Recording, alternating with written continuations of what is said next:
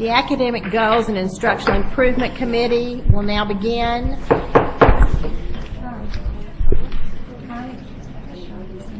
Ms. Valenti's not on. Oh, what?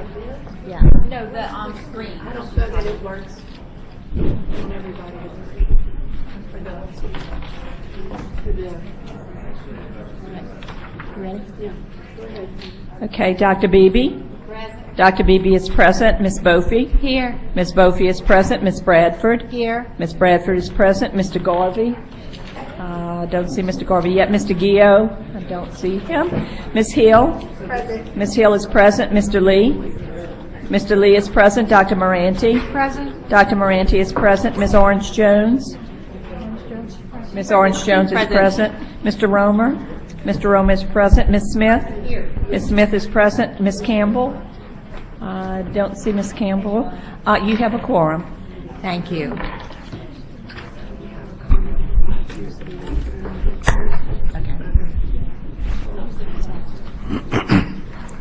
Your consent agenda is ready for approval. We are pulling 5.2 because we have a comment card. Madam Chair, Yes, Ms. Beebe. I do want to make an observation. I noticed that on the information I received, this committee was supposed to convene at 10:30 a.m. And if I had not received a phone call from a constituent yesterday, I would not have known of the changes in committee meetings. So for the record, I want to voice concerns that, we pay a BESE staff to communicate with board members. Now perhaps I, as an individual board member, did not receive an email or the phone call, but I would expect and I would hope that in the future, if there are changes to committee meeting schedules, that we would be notified timely. Thank you, Dr. Beebe. I think that there was some confusion, but I'm glad to see that you got here. Madam Chair, Yes. I'd like to go on record as expressing the same concern. Thank you. Madam Chair, me as well. I think we all understand that there was an issue this time, and we appreciate everyone's concern, and we are certain that we will have it taken care of for next time, should this occur again. First item. Oh, we need a motion. Yeah, motion for consent. That's 2.1, item 2.1. Second. Dr. Morante, thank you. Any objections to the motion? Hearing none, the item carries. Next item.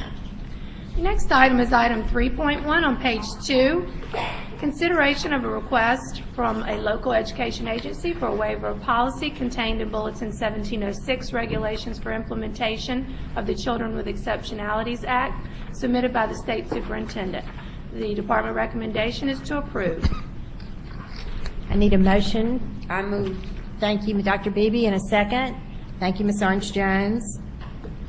Any comments or questions? Any objections? I want to comment. Yes. I support this motion because I know the superintendent that does a good job and is accountable. I'm a little concerned that we could be moving further and further away from standardization. And I just think we need to be a little careful about what we're doing. Thank you. Any other questions or concerns? Any objections to the motion? Hearing none, motion carries. Next item. Next item is on page 4, item 3.2, consideration of a discussion regarding the textbook review process. The department recommendation is to receive. I need a motion for this item. I'll move we receive.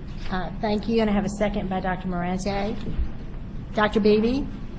Thank you, Madam Chairperson. I want to ask for a clarification, an update on the textbook review process. I have been contacted by individuals and certainly communication among colleagues. I know in the past there was an organized from the State Department. The process was in place, and we've somewhat moved away from that. And I would just like to have someone report out as to what is in place now. Thank you, Dr. Beebe. Superintendent? The historical practice has been that the state's statutes require that there be a textbook adoption process, and it has some stipulations regarding if there is a committee, this is who is to be on the committee. BESE regulations have that every 7 years a grade level and a subject matter comes up. So elementary school literacy comes up in 2001, and then again it comes up in 2008. We asked you and the legislature to reconsider those processes for the simple fact that that is an outdated way of looking at things, obviously. I mean, you can change an iPad in 10 seconds, doesn't take 7 years. And we couldn't have school systems waiting around for 7 years as we updated our standards and so on for the textbooks to be put in place. So at the same time, the legislature committed to making changes. Representative Hoffman and Senator Appel introduced bills that were mirrored each other. This happened last year. This happened again this year. In fact, Representative Hoffman has been trying to pass textbook reform legislation now for 4 years, 4 sessions, and it's never happened. It didn't happen this year either. And so what you've got is every year the legislature says we're going to change this process, and the process is outdated, but we've still got regulations at BESE on the books that say you got to do things a certain way. So we asked you 2 years ago to suspend the regulations pending the legislature's changes, and the legislature has never been able to change it. I'm not blaming anyone for that. It's just been the way it happened. So as you suspended the regulations, in its place we put forth the following process. Publishers or anyone can submit any instructional materials, not just a full textbook, but any instructional materials for review. We establish a committee of educators that reviews those and establishes their alignment with the new standards. And then we publish recommendations as to which meet full quality, which meet partial quality, and which meet moderate quality. Secondly, we created guidebooks in English language arts and mathematics that you can use with any textbook or any instructional materials. So the teachers have a uniform guide to shape their decisions, but they can use that with any curriculum. And then what we do is with each of those curricula that were submitted, we put out a review, almost like a review of a book or of a movie, that basically says, if you're going to use this curriculum, here is how you should take its strengths and take its weaknesses. And that's the process. So there are dozens of curricula now online that have received reviews, and the committees of educators have gone through that process and made those recommendations along with the department. It's not really that different from past processes. Other than that, it doesn't happen once every 7 years. Okay, Superintendent White, thank you for the clarification. Of course. But again, those of us in the trenches, we recognize, and of course there was a document provided whereby it was stated that there are 2 reviewers at the state level, but then when I asked for clarification from BESE staff, I received an email identifying, I would say anywhere from 30 to 40 teacher leaders who are a part of the review process. I then also asked for years of experience, and I did note that some, the years of experience vary from 1 year to possibly 27, 30 I believe years. 36 is the highest. Right. Yep. So with that said, then once I'm trying to understand, so once the teacher leader groups in their respective districts review the books, then it goes to this level in Baton Rouge, where at the department there are 2 reviewers who will review. How does that work? It's a facilitated process so that there's a committee per classification, ELA versus math. And yes, at the department level, as there has been in the past, there are staff who coordinate that process depending on their area of expertise. They're the ones who finalize the materials that are then put out. But remember, these are just recommendations and just information. In other words, we're not saying this is not approved, this is approved. Instead, we're saying, here's just a review of this. Please use it, take it as you like and use it as you wish. Okay, but then there are concerns because as I have heard from various individuals, publishers pay $500 per book review, and that's part of the document that I pulled up. So Correct. that has been clarified. But I don't know the number of publishers, and then once again, we have 2 resources within the Tier 1. In Louisiana, there are 3 tiers, and I will say, as a sitting superintendent of a school district, I understand it's an informal process. I just heard you say we're giving autonomy to districts to make the decision, but it is a concern to me, and I have spoken to other superintendents, that when we do our in-house review, we come up with different outcomes. Of course, Tier 1, Eureka Math, and Core core knowledge. knowledge. And so it's just a concern to me that within just looking at one school district, the district I represent or serve, we have approximately 500 teachers.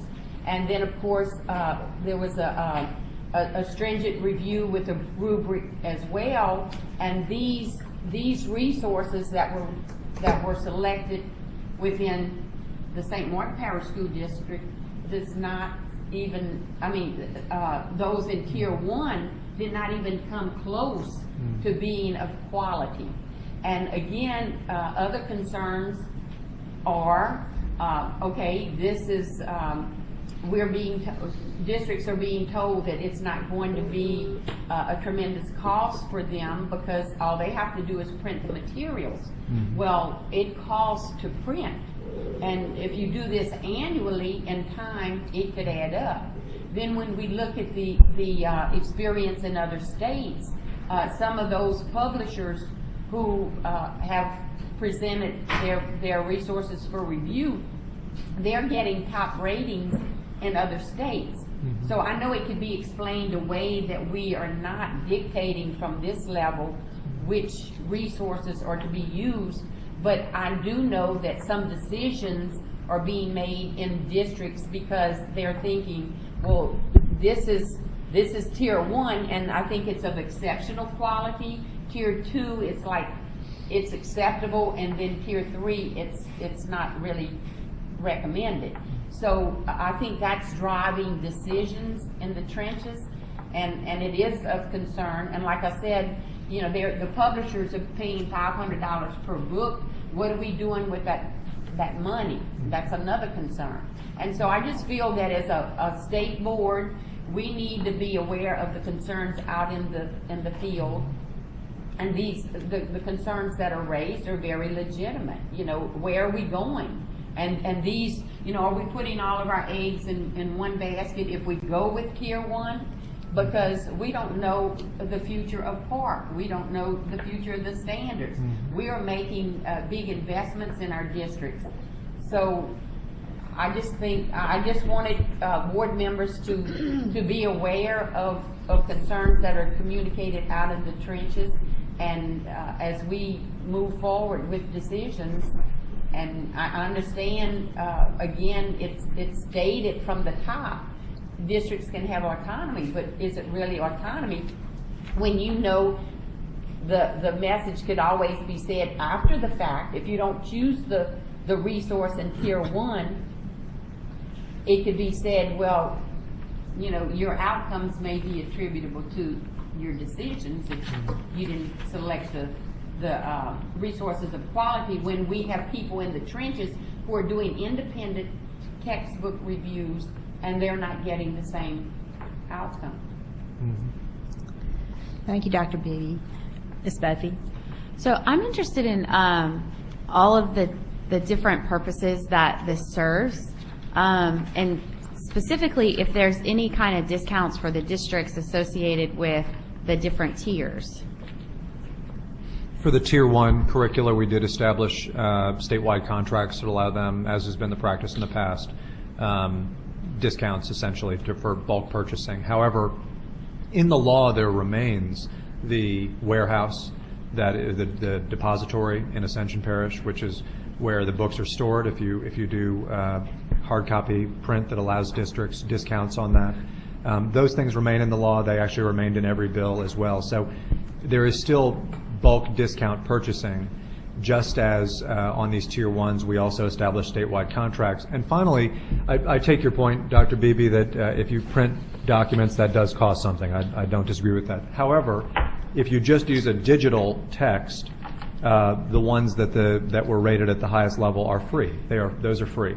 So just if you use a digital. Now, I know you got to pay for the laptop or for what have you, but if you just want a digital textbook, the content of those Tier 1s is free. Well, for clarification, so because the legislation that was filed did not pass, what is it that's different this year than last year? Well, you as a board have given us effectively a waiver on the old policy. And I know as a former legislator, you understand that probably the regulation is more restrictive than the legislation. You're right, the statutes really aren't that restrictive. It really is the board policy. So the board promulgated rules that allowed the Yes, ma'am. districts, that allowed the districts to have some autonomy in choosing? Well, yes. I mean, that's always been the case. Okay, What used to be the case, however, was this very layered process that happened every 7 years that the board required the department to do. That is not in the statutes. That's at the board regulation. And what we said to the board is a year and a half ago or 2 years ago, we said, look, the law is likely going to change with the times. Thus, can you give us until the law changes so that we don't have to go through a process that then the legislature contradicts? Well, unfortunately, the legislature never made that change. So you have given us a waiver through this winter, meaning that we're going to continue operating this process of reviewing and giving the districts guidance. If there are things that need to change within that, you've given us the flexibility to change. And I think if Dr. Beebe or any other district leader has issues that they'd like to see resolved specifically, we're happy to change them and consider that. So basically, like in simple terms, it's like saying, go choose the car you want to go across the United States in. If you choose the wrong car, though, you have to suffer the consequences, pretty much. Well, but that's true of which teachers you choose, Yeah. which it's always been true of which textbooks But you you're choose, going to how have, you build you're going to your have building. the autonomy to do that, but you will be held accountable for what you do. Yes. Now, I would say that's always been true. Okay, do you see where we are right now? Where are we right now with regard to districts and where they are with regard to choosing all of that? What's the timeline on it? Districts have almost entirely chosen curriculum for next year. And so the way this works is the district planning team and the district planning guide, they laid out for this entire year, here's when you need to make these decisions by. And then our network teams get in there and help support the districts as they go through that process. So for ELA and math curricula, districts have almost entirely made those choices already. And Dr. Beebe's right, there's a wide diversity. You know, I mean, look, it's no secret. We as a state have been moving our guidance away from basal readers, for example. But there are some districts out there that are still using basals, and we've not tried to get in the way of that, but we've been very candid with them. We think you can do it. We think you can do this a different way. But some of them have still made that decision, and that's their call. But we feel our obligation is to give them advice. Okay, thanks. Any other questions or comments? And just another observation, and I did take some notes. I do know that Eureka on Common Core announced through a press release dated June 2013 that Louisiana had already placed in the Tier 1, and then, you know, we have to ask the questions.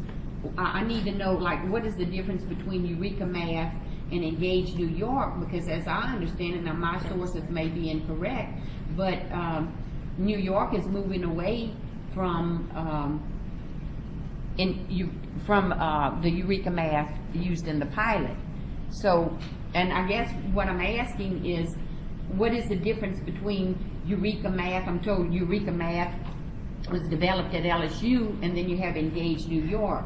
So what's the difference in the Eureka Math? I don't really know. I'll tell you that I think that in New York they just called it Engage New York, but it's developed here in Louisiana, and it's developed as the Eureka curriculum. Look, I mean, here's the fact. There have been 3 publishers, Houghton Mifflin, McGraw-Hill, and Pearson and Scholastic, that have predominated American publishing for a long time. Every state goes through this process of purchasing textbooks. Do I think that there's a greater diversity probably now and will be now? Yes, I do, because it will be easier for smaller operators to operate in smaller markets, whereas before only larger operators had the ability to do this. So we're going to start seeing some names that we might not be familiar with. To me, that's a good thing. Opens up more options, breaks apart long-held assumptions. That's okay, but we're also not in a position to say that we are the creators of all content. We know what's best. We're going to give you our best guidance possible and ask you to make the choices that you think are best for your kids. And we think that's the best approach. Dr. Beebe, just for a point of the chair clarification, I did speak to the teacher leaders, presenters of Eureka Math at Teacher Leader Conference, and they are exactly the same thing. They just have two different names because Engage New York was being done for New York, and they used that name, and then Eureka Math was the working title.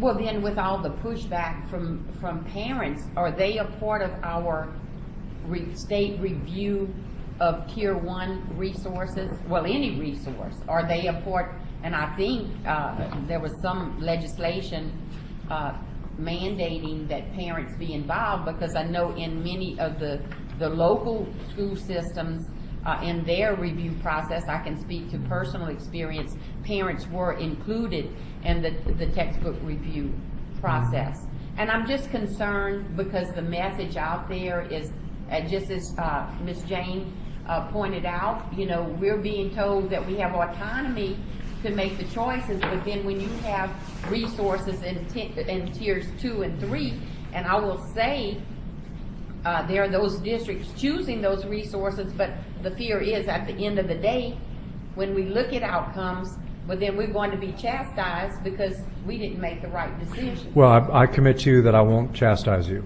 and I commit that my staff will not. You have my commitment on that. And I'm not. Superintendent White, this is a serious situation. No. And then with Excuse me. I'm speaking. And I just committed that I won't chastise you. You said you're worried about it. I'm committing you as a professional that I will not. Well, okay. You may not even be here. Yeah. All right. I'll take that for what it is, and I'll just tell you we're not going to engage in that kind of chastising or anything like that. All we're doing is giving you the best information we can. I don't know how much more I can add to this discussion. This is the way the process has been. This is the way it will continue to be. We review. We give you the best information. And if you ever want us to review a piece of something you've got, we will always take it and turn it around on a rolling basis. We always will. Thank you. We're going to go to public comments. We have a couple of those. Let me remind you before we get started with public comments, comments are limited to 3 minutes. I know that's not very much time. I know that you don't always have enough time to get your point across, but that is our policy, and so I would ask you to please review your comments and be sure that you make your most important comments first. Lee Barrios.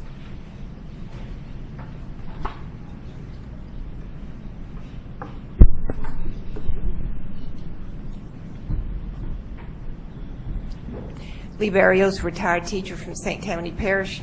I share some of the same concerns that Ms. Beebe has, and just overall, from my perspective, having taught and being part of the public school system, this is one of those items, a selection of textbook and curriculum materials, particularly if you're going to say that districts have autonomy to set their own curriculum, and that's a discussion we've had many times about how standards and a high-stakes test dictate the curriculum. This needs to be a bottom-up decision. However, when the department does issue recommendations, traditionally school districts have looked to the department, which did have employees with expertise, for guidance. And if you're on this at the same time saying that it's just a recommendation and there's plenty of good stuff out there, it just makes it far too complicated. As far as the Eureka Math goes, and I will send you this information by email as soon as I sit down and have the opportunity, I'm appalled that Superintendent White would sit here and say that he doesn't know the difference between Eureka and Engage New York. CommonCore.org specifies clearly on its website, Eureka Math was not written by LSU. There was one LSU professor who had a small involvement. It was written by CommonCore.org. They wrote it for Engage New York as per a contract for New York. New York then called it Engage New York and sort of gave the same spiel to their people that it was written by New York teachers. That's on the website. So it doesn't give much confidence when we sit here and listen to these misrepresentations. Thank you. Just, not that it's worth getting into this, I will just tell the board, I know the professors that ran the process. They're from LSU. And I'm happy to have them come present. It's only be a 5-mile drive. Thank you. Kurt Stevens.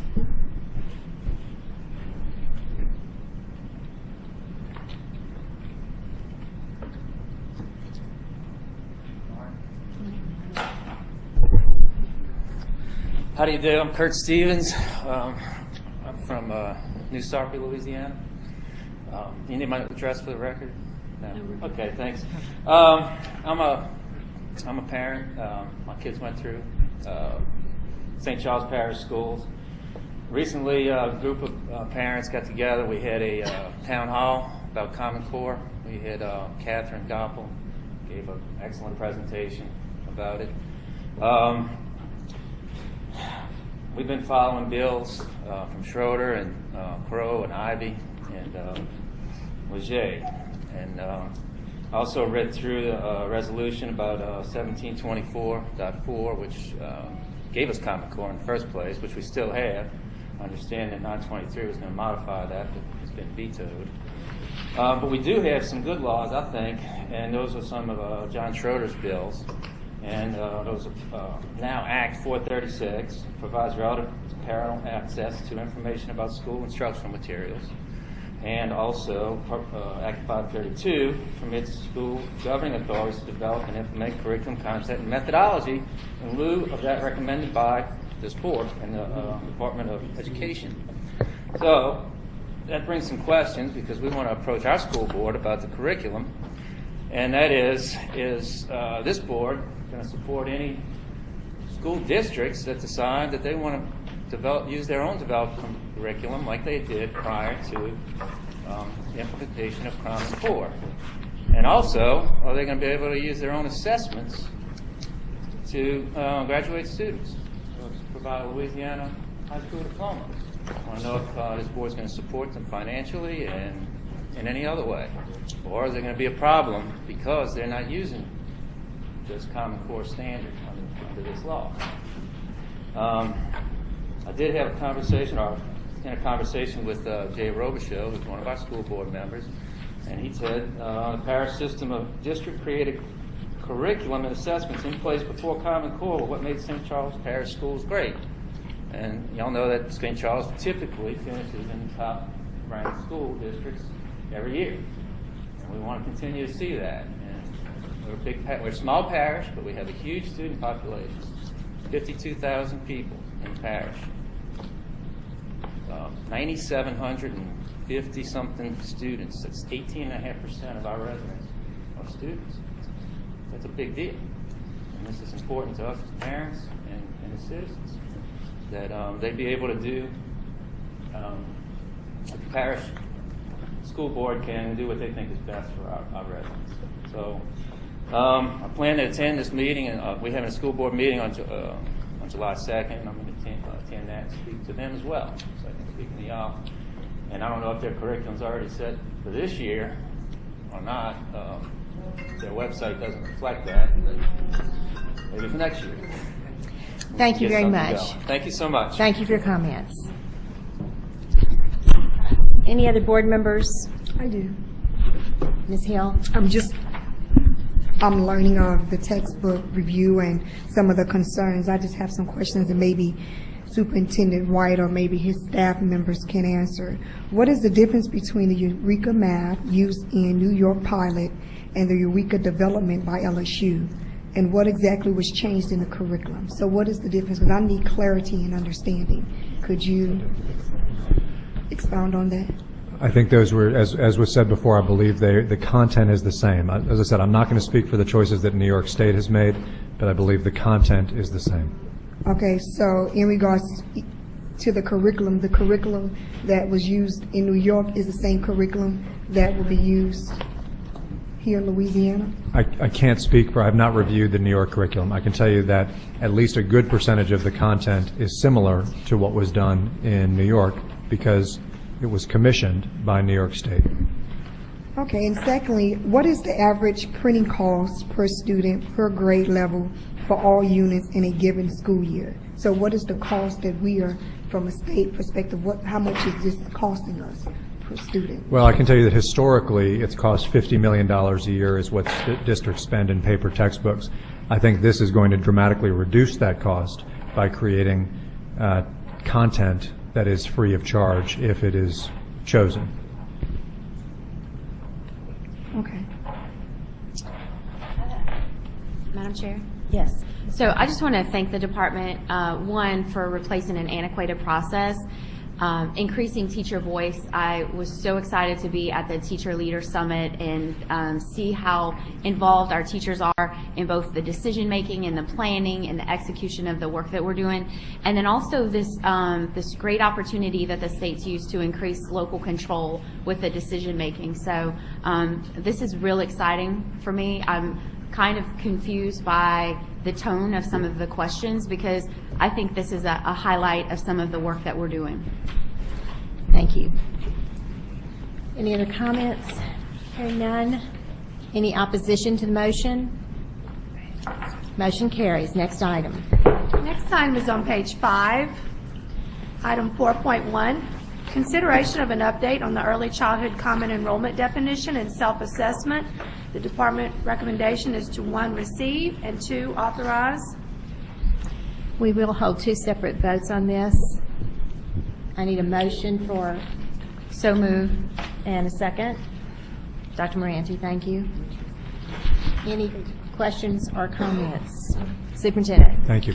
Ms. Bradford, just clarification, that this is just, we're talking about receive now, that's the motion. Right. Members, let me give you some background for this. As you know, in 2012, the legislature passed Act 3 of the legislative session, which unifies Head Start, child care, public preschools, or pre-kindergarten, and private pre-kindergartens into one system of equal access for parents, of equal standards for teachers, and equal expectations for kids as a minimum. And, you know, here's the bottom line.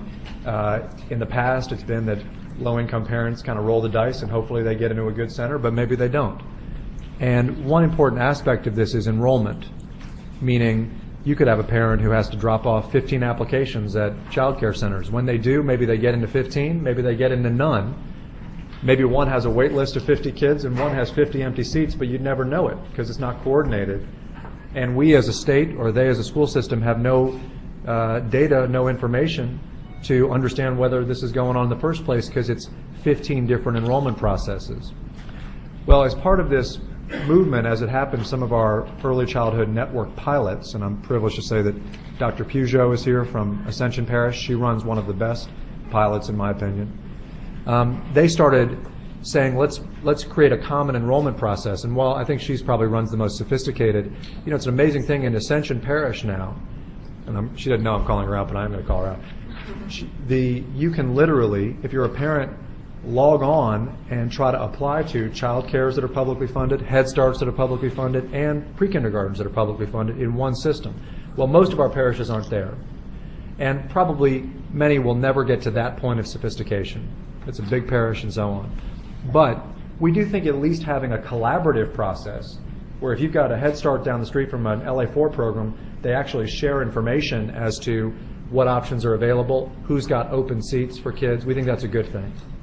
A law was passed this session that by Representative Leger from New Orleans that basically says the department will be able to go and survey districts this fall in 2014 to give them information. Are you running a coordinated process? Second, in the fall of 2015, a year and a half from now, if they're not, then you as a board may, not that you shall, but you may create an organization or appoint an organization to run that coordinated enrollment process for them. Our hope is that we won't have to bring that to you. Our hope is that the districts will coordinate with the Head Starts, with the child cares, and I think most are moving in that direction. What we're asking for you today to do is to authorize us, rather than having to wait for another board meeting in August and another one in October, just to go ahead and solicit that information from them. The law says that BESE shall do these things. We're asking for your permission today to authorize us just to go ahead and do it and solicit the information from them and give them a report as to whether or not they are providing these coordinated services, so that we waste no time in allowing those that are not coordinating to get ready for fall of 2015, by which time they must coordinate. Thank you, Madam Chair. Ms. Hill? Okay, just to make sure that I heard Superintendent White correctly. Now, why do we need it in advance? It was just passed in 2014. Give them the opportunity to, because they may not have a collaborative process at this moment.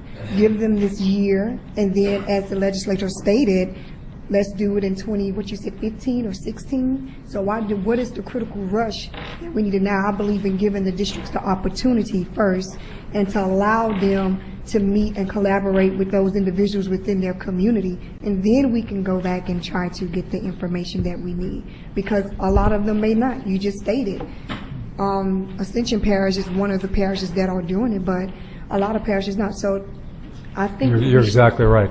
And because of that, because not everybody is nearly at that level, right. we feel like we need to give them the time right now, before when the law says this has to be done. The law says it has to be done by October 1. There has to be a survey that's been completed, and that BESE has to have said, okay, you're either coordinating or you're not. That's what the law says.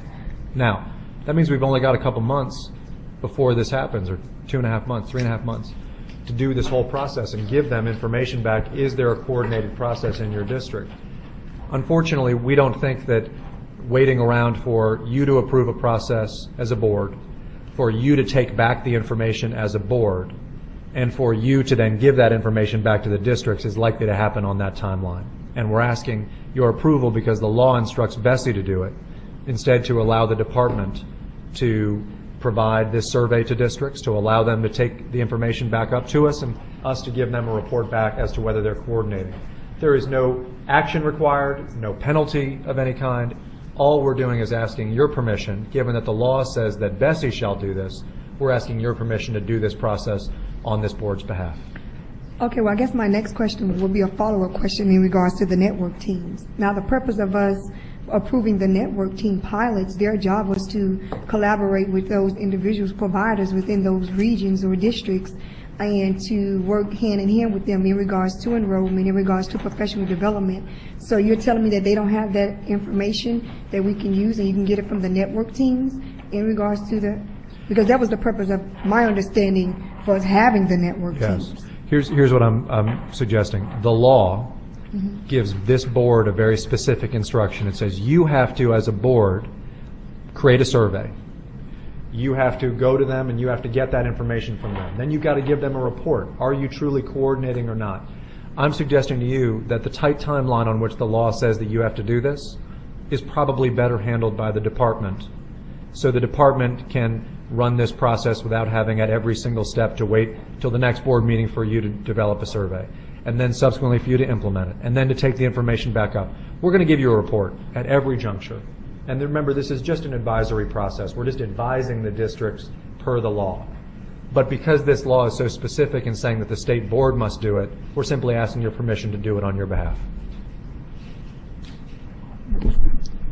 Any other comments, questions?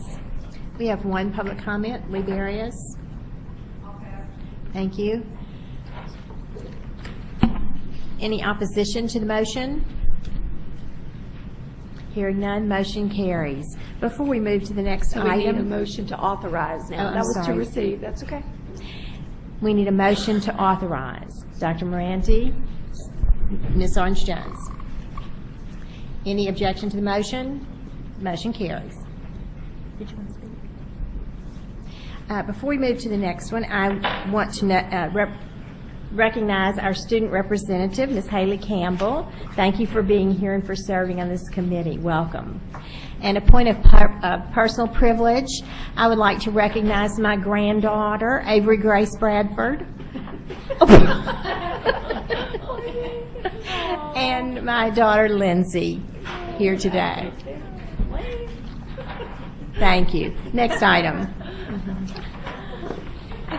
Next item is item 5.1 on page 6, consideration of an update report on the Special Ed Advisory Panel. The department recommendation is to receive. Do we have a motion to that effect? Thank So you, moved. Ms. Bofi. Second. Mr. Romer. Any comments or questions from the board? Hearing none, any opposition to the motion? Motion carries. Next item. Next item is on page 9. This has been pulled from consent for public comment. Consideration of an update report on the Accountability Commission. The department recommendation is to receive. So moved. Thank you. Any second? Mr. Romer? Any comments or questions from the board? Hearing none, Ms. Barrios? Thank you. Any objection to the motion? Motion carries. Next item. Next item is on page 10, item 6.1, consideration of revisions related to the development of alternative school and alternative program performance reports. We have 2 bulletin revisions. The first revision is to Bulletin 111, the Louisiana School District and State Accountability System. The department recommendation is to approve as notice of intent. So moved. Thank you. In a second. Thank you. Any comments or questions? We have 2 speakers. Lee Barrios. Okay. Ashley McReynolds.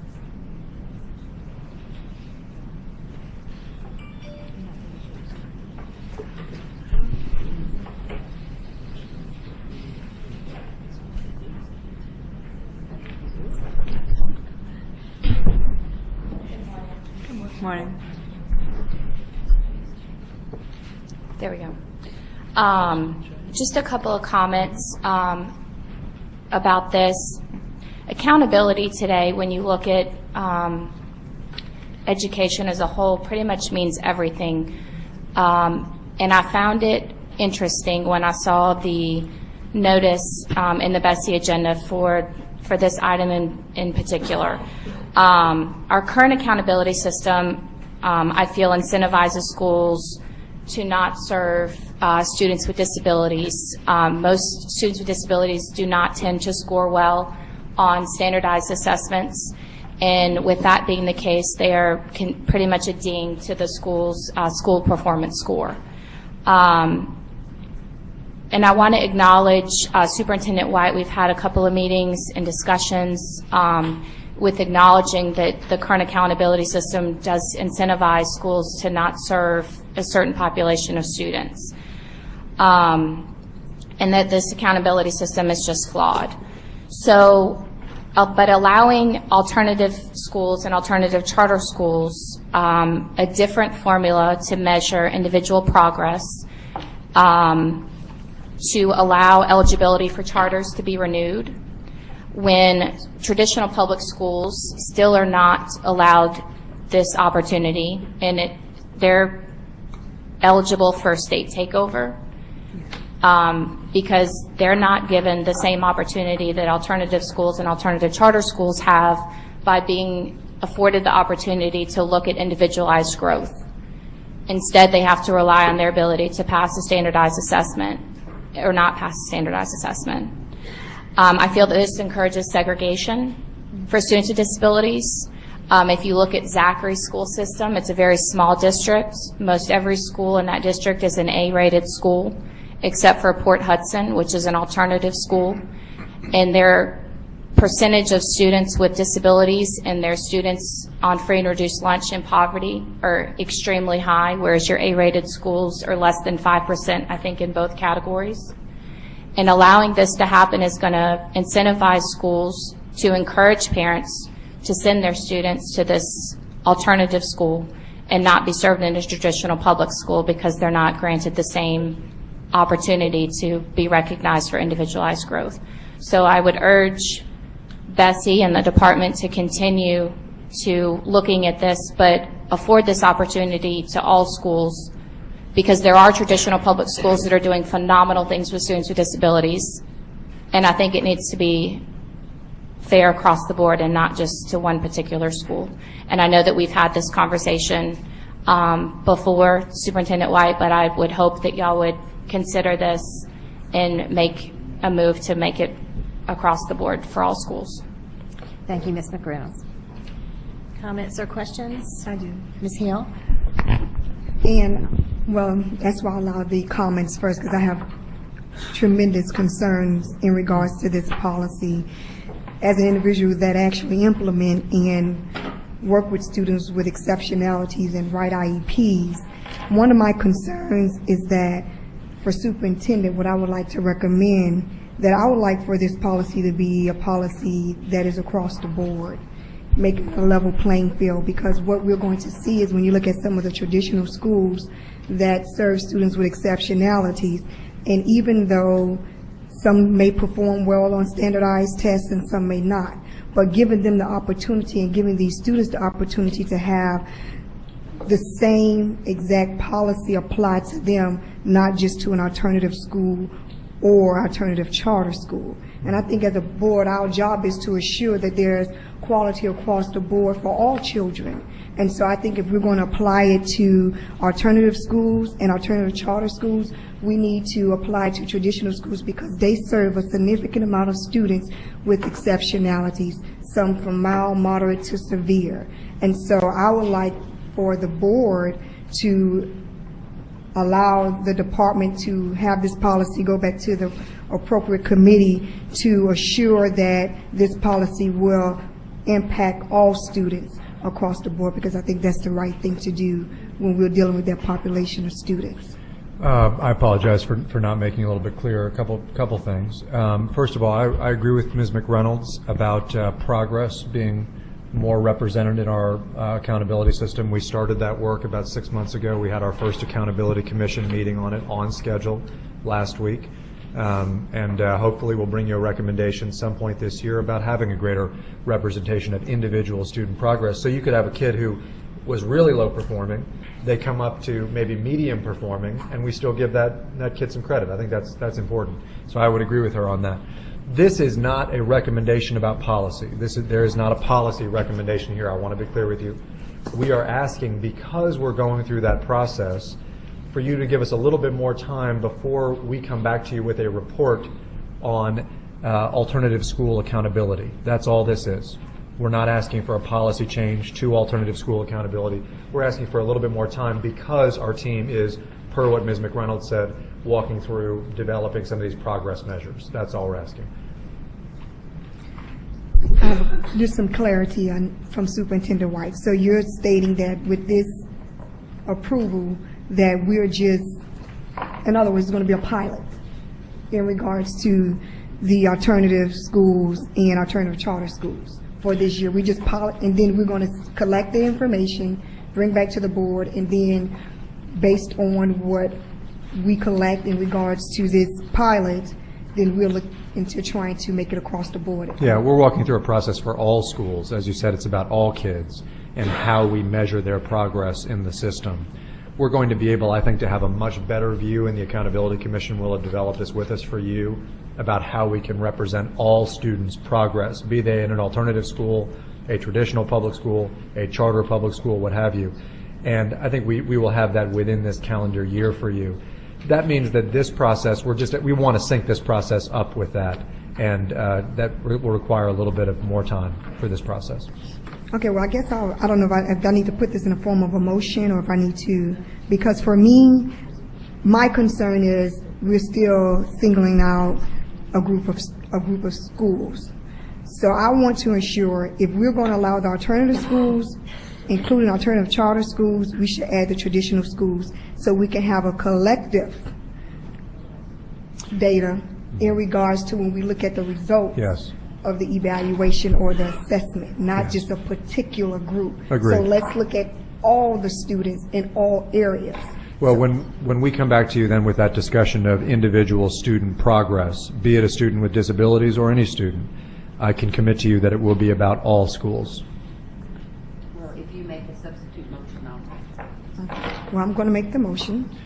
Not only do we include alternative schools, we also include the alternative charter schools as well as the traditional public schools in this pilot for the 2014-2015 academic school year?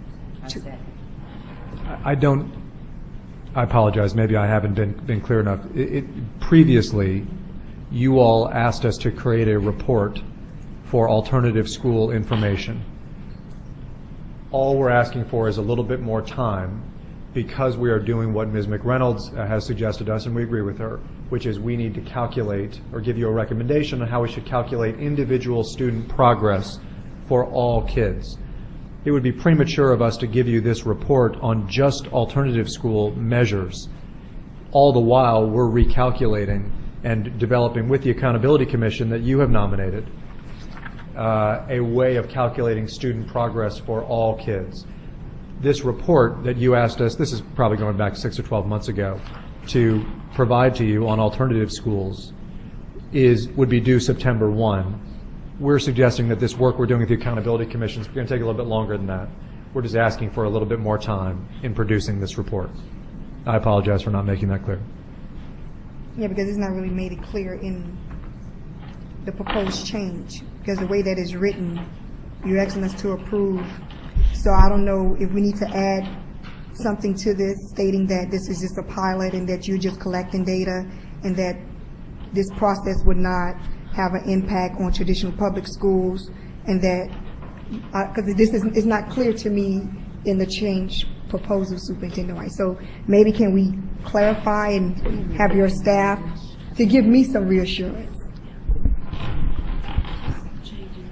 Bridget, do you want to come up and maybe I'm not describing For clarification, also, if you'll look on page 11 of your backup, if you'll look at 3503D, the evidence of student progress, we are simply changing from 2013-14 to 2014-15. That's what this particular item will do. It's the only change.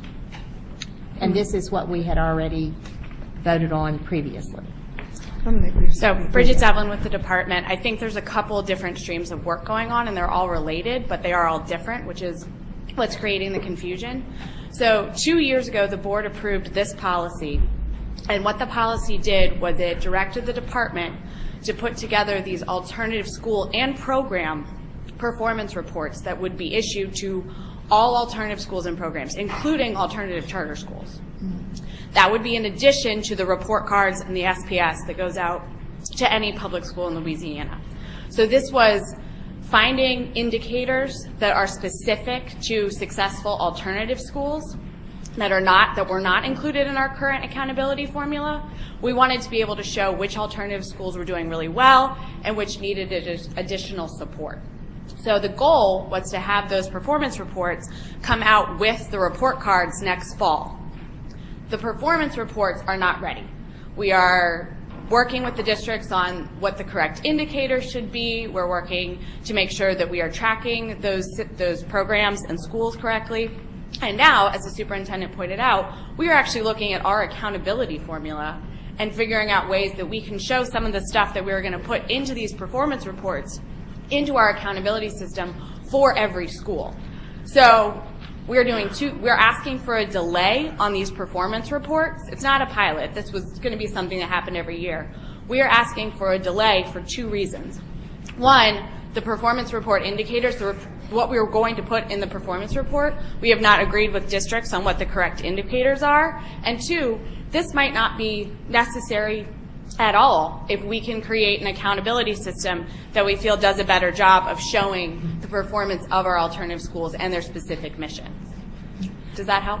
Well, that helps. So 2 years ago, we approved this policy. Yes. However, you're saying that the reason why we need to delay because you guys have not been able to identify the performance indicators for these particular schools. I wouldn't say it's a delay. I would say instead that we are doing as the board has asked us to do, to develop progress measures to show individual student progress, whether it's a student with disabilities or not. It's important that these two not be out of sync with each other. We're bringing them into line with each other and putting them on the same timeline. We're asking you to allow us to do these two very similar pieces of work on the same timeline. Okay, so my question would be, within the 2 years, what progress have you guys made? We've actually made huge progress in that we've asked you to change the regulations regarding student progress. We've created the Accountability Commission, or recreated it with you. We have put them on a schedule of accountability policymaking. We've created a transition plan. After the transition plan is completed, then we work with the Accountability Commission to start measures of student progress, and that's the work that we've just started with them. There's been a lot of progress. We're just asking you to allow us to bring these two things into line with each other. Superintendent White, I'm going to, because this is kind of disturbing to me in regards to the timeline, what was required, what you guys have made some progress. Thank you. However, because I know this population really well, and I am going to hold you accountable, and I'm going on public record holding you accountable, that you assure that all students, whether they're in alternative schools, alternative charter schools, or traditional schools, that they have the same policy or change, whatever the case may be, that it's across the board for all of these children. So I'm going to just pull back. I'm going to let you do your part. But when you guys come back, I'm going to be very, very, very concerned if none of those pieces are, placed together. Got it. Thank you. Let me understand, you're withdrawing your motion? Yeah, I'm going to withdraw my own motion. Thank you. Any other comments or questions? We're going to vote on this for two parts, for A and B separately for notice of intent purposes. So item A, we already have a motion for that one. So any objections on approval of item A? Hearing none, motion carries. I now need a motion for item B, Bulletin 741. So moved. In a second, Dr. Moranti. Any objections to the motion? Motion carries. Next item. The next item is item 6.2 on page 13. Consideration of revisions to Bulletin 1566, Pupil Progression Policies and Procedures relative to waivers for 8th grade high-stakes policy. The department recommendation is to approve as notice of intent. Do I have a motion, please? I move. Thank you, Dr. Beebe. A second? Thank you, Dr. Moranti. Any discussion? Yes, Mr. I Harvey. have a question for the superintendent. If I understand it right, the way we had this set up, or the way we have it set up now, subject to change today, a student that was in this situation addressed here had an incentive to do well on the course representing the part of the LEAP test that he failed, because he or she couldn't get any high school credit until they passed that course. This will remove that incentive, as I understand it, because they will be able to get credit, high school credit, without passing that course. Why would we want to remove that incentive, or what can we do to replace that incentive? Well, I don't agree that students lose their incentive because the state has stopped imposing a requirement that they can't get Carnegie credits. I don't agree with that. I believe that kids have an incentive if they're properly motivated to graduate from high school without the state having to tell the adults and tell the kid if they don't pass a test then they won't move on. I think good schools can instill that in kids.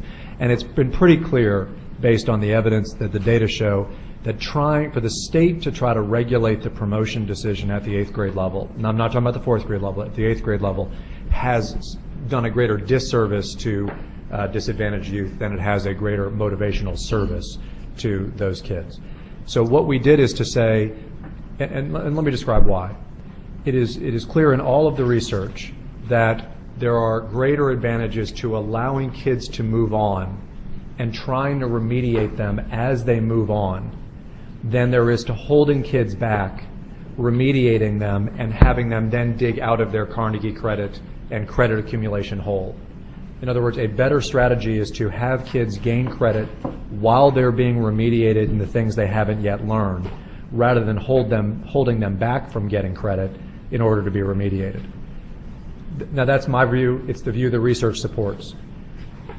This is not that policy. we've already made that policy shift. You as a board made that policy shift. If you have failed 8th grade, one part of the leap, you can move on to 9th grade. You must be remediated. You must take summer school. You must take the summer test. You must be remediated when you get to this transitional 9th grade. But you can still get a credit. For example, you can be remediated in fundamental math skills while still taking Algebra 1. We think that's a better approach than having a kid not see algebra till he's 16 or 17. However, there remain in the bulletin waivers that kids can get to get into high school, irrespective of all this transitional 9th grade. There are old waivers that were created that allow kids to get into high school. We did not address when we asked you, and this was our mistake, we did not ask you to address those kids in the policy when we went to transitional 9th grade. So what has happened, for those of you, Dr. Beebe and others in school systems, what has happened is you're now dealing with kids who get a waiver. They always would have moved into 9th grade, but they actually aren't allowed to take Carnegie credit courses in 9th grade. Whereas the kids who are placed in transitional 9th grade, the policy that we created together, those kids can take Carnegie credits in 9th grade. So in a way, this small set of kids, just by happenstance of a policy that we created years ago, aren't able to accrue Carnegie credits, while the kids in transitional 9th grade are. So what we're asking you to do in this policy is to bring into line the waiver policy with the transitional 9th grade policy. I recognize that's some really in the weeds stuff. That is a different discussion, and I'm happy to have it, from whether or not you or we believe that kids should be able to not pass the 8th grade leap and move ahead. That's a different discussion. That discussion we had at the transitional 9th grade, happy to have it. But given that we have a transitional 9th grade, we're simply asking you to bring the waivers into line with the transitional 9th grade. We're getting this a lot from school systems, and that's what this is about. But also happy to discuss the merits of moving kids forward in the first place.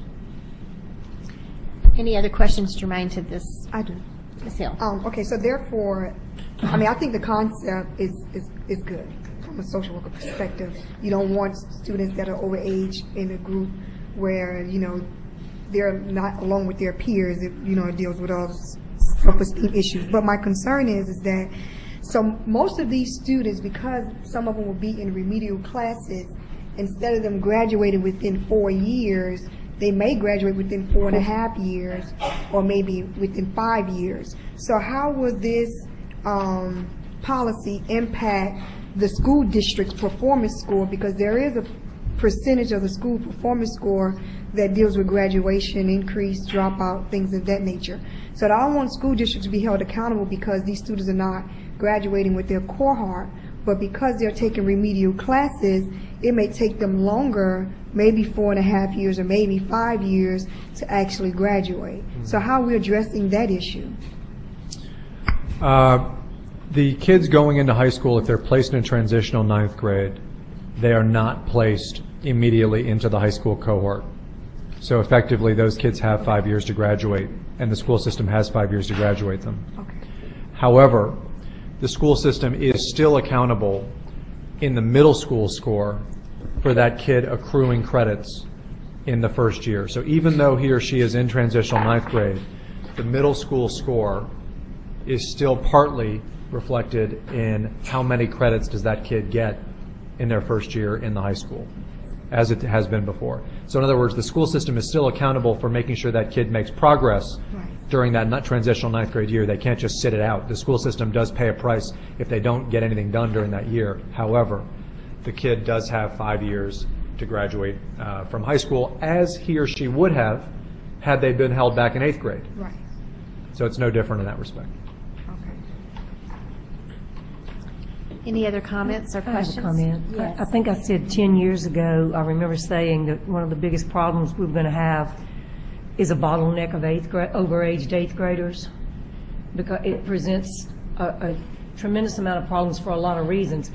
But what I'm wanting to try to have clarification on is, if we don't pass this, are we going to have certain students that are treated differently than others? Yes. So you would have kids that qualified for a waiver, which is, as you know, Superintendent, is a long-term practice.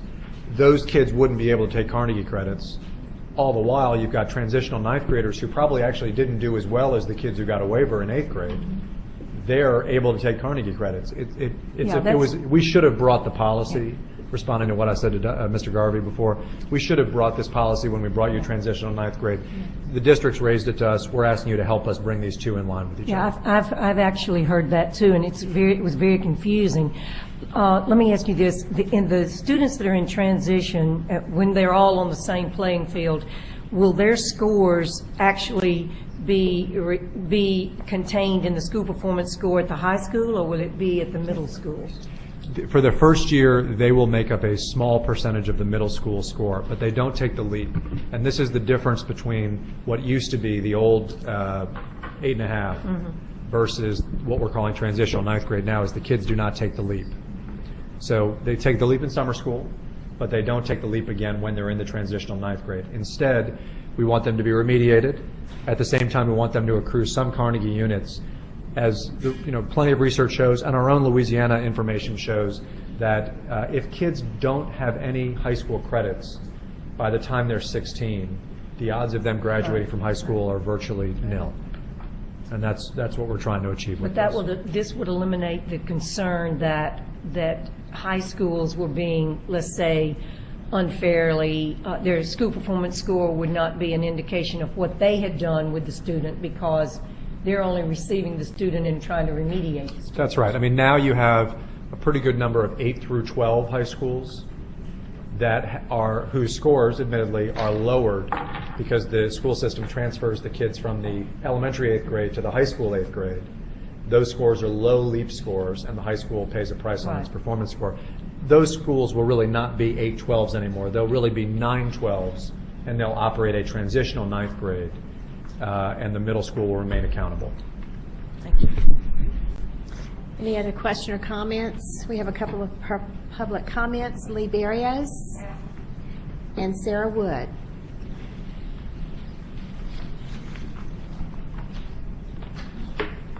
Sarah Wood, safety parent from St. Tammany Parish. I just have a question. I can't believe I even agree with you on this, Superintendent White, but I have a question. You're describing that the transition performance in the ninth grade will be, it will be middle schools that will be held accountable for this? Is that what you're saying? What happens to a child that attends middle school in one school system that then moves to a high school in another school system? Goes back to the sending middle school. Even though they have no real, I'm just trying to understand that the middle school is being held accountable for a child they no longer have. We have a historical problem in our state of a dropout factor after 8th grade. And so having the middle school be accountable for ensuring that the kid gets to high school successfully and is ready when he gets to high school is it's 5% of our accountability score for the middle school. It's worked, we think, to reduce the dropout rate after 8th grade and make sure kids are ready when they get to 9th grade. What control will they have, though, over that performance of the 5%, that they're being held accountable for? Well, they have control of having provided education for 9 previous years. Up through that transition Correct. performance, but they don't actually have any, they don't get any credit, or they have no control over that transitional ninth grade. Well, certainly the school system does, and it's the case in which that you call out is a rare situation. We think it's better to risk having the middle school. What you're doing, I was just Yeah, you're right. Yeah. Thank you. Any other comments? Any objection to the motion? Motion carries. Next item. Next item is on page 15, item 6.3, consideration of revisions to Bulletin 741, Louisiana Handbook for School Administrators, relative to the development of unique student identification numbers. The department recommendation is to approve as notice of intent. Need a motion? So moved. Second. Ms. Orange Jones, second by Ms. Buffy. Yes. I apologize. I'm paying the price when I'm not providing context, so I'm going to err on that side. You originally had passed a policy requiring that the department put in place a unique student identifier by October 1 of this year. This, for a couple of reasons, now needs to be adjusted to be in line with a piece of legislation that has passed, which moves it to next spring. And I will describe for you 2 reasons why it needs to be adjusted. One, and we'll talk about this later when we talk about funding issues, the piece of legislation, which is House Bill 1076 by Representative Schroeder, which we supported on your behalf, it doesn't just call for a unique student identifier, meaning it doesn't just call for every kid to be assigned a special number rather than a name or social security number for our information purposes. It calls for the state to no longer access personally identifiable student information, such as the full name of the child or the social security number of the child, from the school system. That is a wholesale change, not just in the state having a number for the kid, but in how the state's data systems interoperate with the local school systems, and in how the local school systems operate. So this is a significant change that it goes beyond the creation of a unique identifier. Second, in the process of creating this piece of legislation, which Representative Schroeder did very well, the school systems made us aware that changing these things in the middle of the school year is virtually impossible to conceive of, and that really it should be changed at the time between school years. Thus, we are not asking for any change to the policy, and we're going to talk later about developing the proposal for actually implementing this, but this is a request for a change of dates of implementation to be in line with, exactly in line with what is now the state law on this issue. That's all we're doing in this question. And Mr. Garvey. Yes, question for the superintendent. Yes, sir. I'm glad to see that we're tightening up on this data because a lot of parents are concerned about control over it. But I don't think, and correct me if I'm wrong, I don't think that this will completely solve the problem, because someone still has to maintain the database that contains the student's name and their social security number.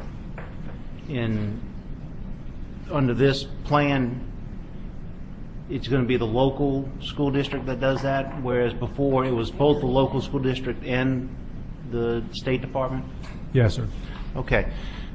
The local school districts, when they maintain this, when they maintain it now, they maintain it on a computer system, typically, yes, right? Yes, yes. Is it true that most local school systems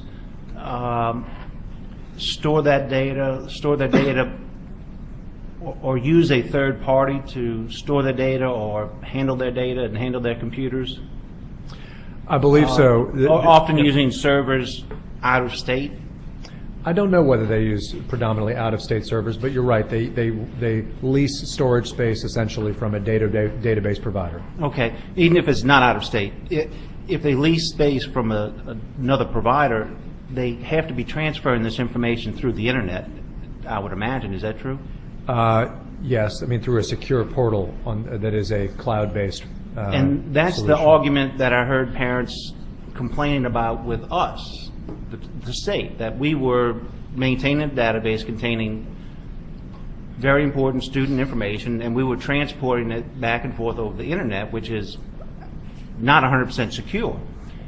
And if I'm understanding you right, you're saying that the locals are still going to be doing that. What can we do to fix that part of the situation? Well, the law accepts that. You're right. I mean, the law says basically, look, you can't just not know anyone's name or address. You know, someone has to know that. The buses have to show up. The food has to be provided. You know, that kind of thing. However, it puts limits in two ways. Number one, it gives limit in terms of who can access the local district's computer system. And most of the law, if you look at it, is really about that. It's the limits on what information the local can collect, what information, and then who can access the computer system. And then third, there are limits on how it can be shared. So essentially the law says this. One, the state cannot get from the local anything other than non-personally identifiable information. Two, that the local cannot share it broadly and cannot have anyone who wants to access it. They have their specific descriptions there. Then third, it does say that if a parent allows for these data to be personally identifiable information to be shared, then they certainly can. But those are the criteria, the conditions that are in the law. Is it is it totally restricted? No, you're right. Someone does have access to that information. Someone is able to share it, and that's where the legislation ended up. But it is not the state. Well, and I know that someone has to be able to access it. My question is there any way to set up a system so that locals don't have to transport the Social Security number across the internet? I don't know that I am well versed enough in the technicalities to speak to that. I'd be happy to certainly invite someone, but let me suggest this. Well, you're going to have a process where your department's going to be looking at this issue. Could Yes, you sir. add that question to the issues that they look at? Yes, I'd be happy to. Thank you. I do want to emphasize that the idea of sharing things over the internet, I think can mean 1,000 different things in today's day and age. And certainly as this process goes forward, and we'll talk about it later today, how it is that information is shared, I think is probably a much more sophisticated thing than perhaps you and I typically think of when we think about signing up for something online. But we will certainly look at that question. Thank you.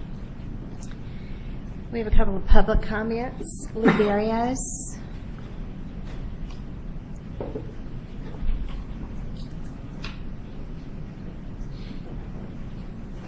Lee Barrios, retired teacher, St. Tammany. I just really would ask for some clarification. It says in the report that you attached, by no later than May 1st, 2015, the LDE shall develop a system of unique student identifier numbers. That would tell the common public that it is the Department of Ed, within the Department of Ed, those identifiers are going to be developed. Is that the case? And in light of some recent serious allegations about the incapabilities of the Department of Ed in their IT department now, the problems they're having, or is this going to be contracted out, and has any dollar number been put on that, or are you going to be coming back to BESE then to approve these contracts? How is that going to work?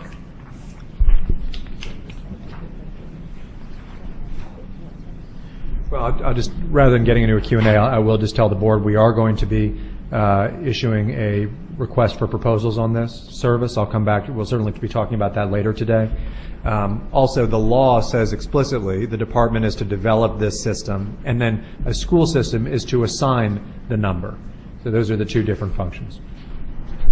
Sarah Wood.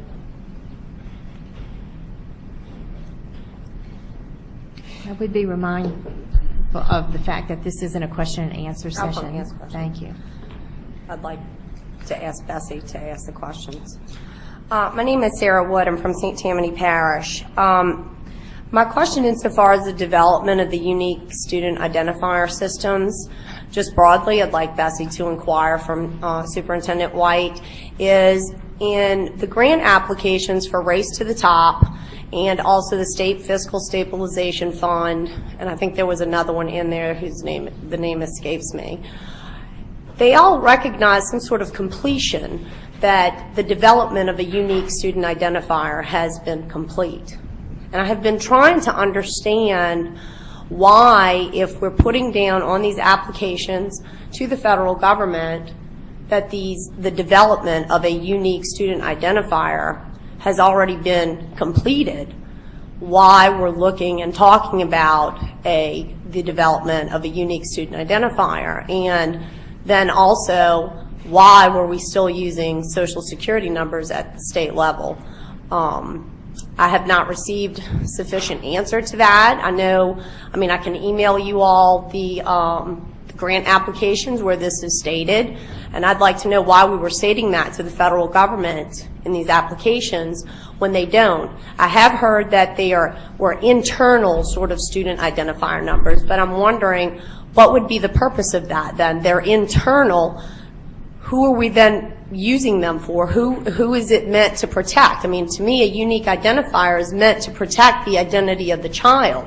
So if they're only being used internally within the state, and yet we were sending information to third-party vendors or to the federal government, and I don't know to whom else, but what were we doing with the unique identifier that we had? Or were we identifying a unique student identifier that in fact was our social security number, which, would not be, I think would be a misrepresentation. I'd really like someone to question the superintendent on this, and I'd like to have an answer. I want to know why we're saying this when we're now asking to develop another system of unique student identifiers. Thank you very much. I will, it probably is helpful. I know that you've received many emails from Ms. Wood and Ms. Barrios and others on this over the last several weeks. There was an application in 2009, before most of you were on this board and before I was superintendent, to the federal government for a couple of different grants. The state received one and did not receive the other. The applications mentioned that the state had a unique identifier system. First, that system was only used with assessment vendors. In other words, when you have a unique identifier, there has to be a partner involved in that has a relationship with you that you can verify the kid is real, right? That there's a real record there. You can't just have one party using a unique identifier. Both have to share in that process. So this was set up only to relate to the two issues of assessment. What we're talking about when we talk about a unique identifier is going to be much more, and I'll talk about it later in the contracting process, but much more than just creating a number and putting it a ping pong ball in a lottery bucket.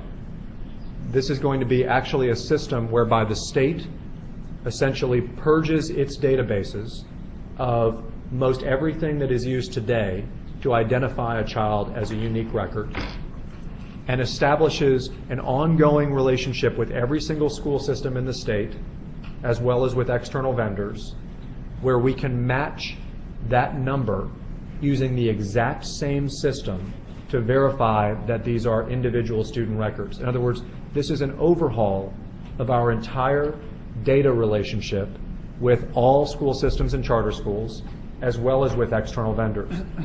Ms. Wood is right that we did have, for years, a unique identifier that we used with assessment companies. We did not use it with other vendors. We did not use the Social Security number, therefore, with every vendor. We used it with assessment. But that's a different thing from the overhaul that Dr. Beebe and we and Bozier and DeSoto and everywhere else we're going to have to walk through over the course of the next year.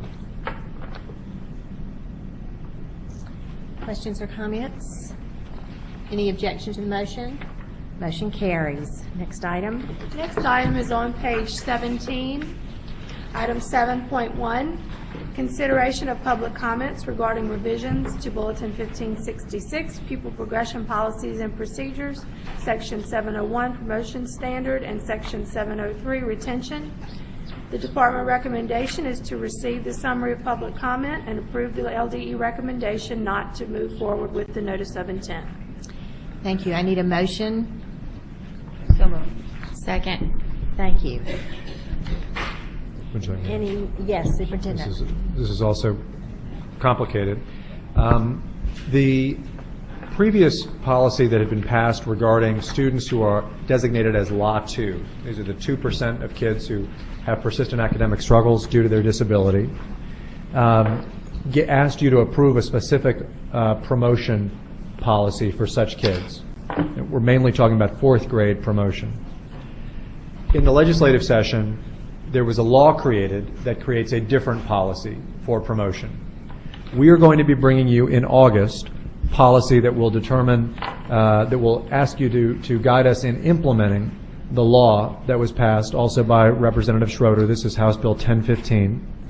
And that policy will have a lot to say about promotion. We're actually meeting with advocates next Tuesday to talk about this. All we're asking you here is to remove the policy you previously passed because now the law overrides it. And you will see policy on this in August. Thank you. Any questions or comments from the board? We have one speaker, Lee Barrios. Thank you, Ms. Barrios. Any objection to the motion? And I just have a question, Superintendent White. I mean, I think, honestly, I think the policy that we have is a really good policy, but I know the law has override what we have approved. But my question would be something, I guess, for you guys to look at would be, what are the alternatives for those students who do not meet the IEP benchmarks? So meaning that if they don't pass the exam, and they still don't meet the benchmarks that are set within their IEP, what are the alternatives for those students? So I think we need to make sure that there's something in place just in case if they don't meet the benchmarks that have been set through the IEP. So I don't know how you guys will be able to, with the policy that's been brought to us in August. The ongoing academic support for those kids. I'm sorry? The ongoing academic support for those students, you mean? Yes. Yeah, I agree with you. Yeah, Okay. and we'll make sure to address that. I think it's a very valid concern. Thank you. I think we did not take the vote, so any objections to the motion? Motion carries. This brings us to the end of our agenda. I do want to remind you, we'll be starting at 11 o'clock for the School Innovation and Turnaround Committee. Also, if you wish to speak at that meeting, please turn your cards in now. As per our policy, cards should be turned in prior to the meeting. I want to give a shout out to Lee Barrios for her respectful adherence to this policy and appreciate that attention to that detail. Thank you very much. The meeting is adjourned.